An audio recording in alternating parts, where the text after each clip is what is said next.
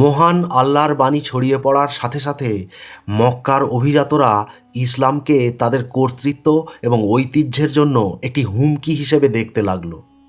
মুহাম্মদ এবং তার অনুসারীরা নির্যাতন, প্রত্যাহার এবং নির্বাসনের মুখোমুখি হয়েছিলেন।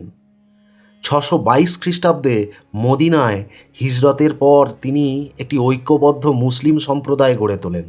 সকল প্রতিকূলতার বিরুদ্ধে তিনি বদর, উহুদ এবং খন্দকের মতো নির্ণায়ক যুদ্ধে বিশ্বাসীদের নেতৃত্ব দিয়েছিলেন।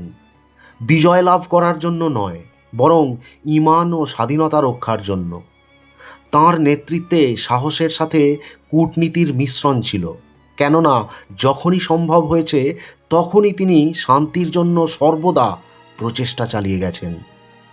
ধৈর্য, সততা এবং অটল নিষ্ঠার মাধ্যমে মুহাম্মাদের প্রভাব আরব উপদ্বীপের বাইরেও বিস্তৃতি লাভ করেছিল।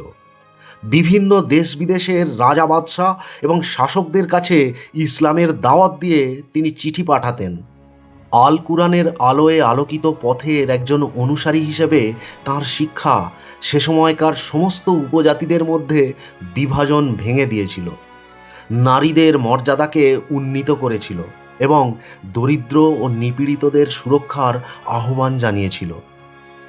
খাদিজা, আয়শা, রেহানা থেকে শুরু করে জয়নাব, সাফিয়া এবং মারিয়া পর্যন্ত তিনি সর্বমোট 13টি বিবাহ করেছিলেন। প্রাসঙ্গিকভাবে যা ছিল তৎকালীন সময়ে অসহায় নারীদের মর্যাদা রক্ষার জন্য এক মানবতাবাদী পদক্ষেপ।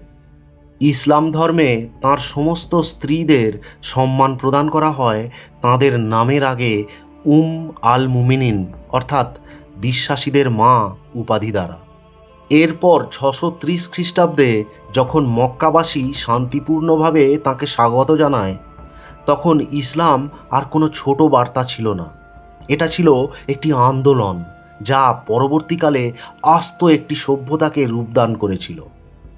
সুদীর্ঘ 23 বছর ধরে পরম করুণাময়ের প্রেরিত আল কুরআনের বাণী প্রচার করার পর মাত্র 63 বছর বয়সে 632 খ্রিস্টাব্দের 12ই রবিউল আউয়াল মক্কা থেকে 270 মাইল দূরে আরেক পবিত্র মরুশহর মদিনায় নবী মুহাম্মাদের জীবনাবসান ঘটে। পরবর্তীকালে সেখানে তাঁর সমাধিস্থলে গড়ে ওঠে আল মসজিদ আল নাবাউই, যেখানে রয়েছে তাঁর প্রিয়তমা পত্নী আয়েশার ঘর এবং প্রথম 2 খলিফা আবু বকর এবং উমরের সমাধিক্ষেত্র।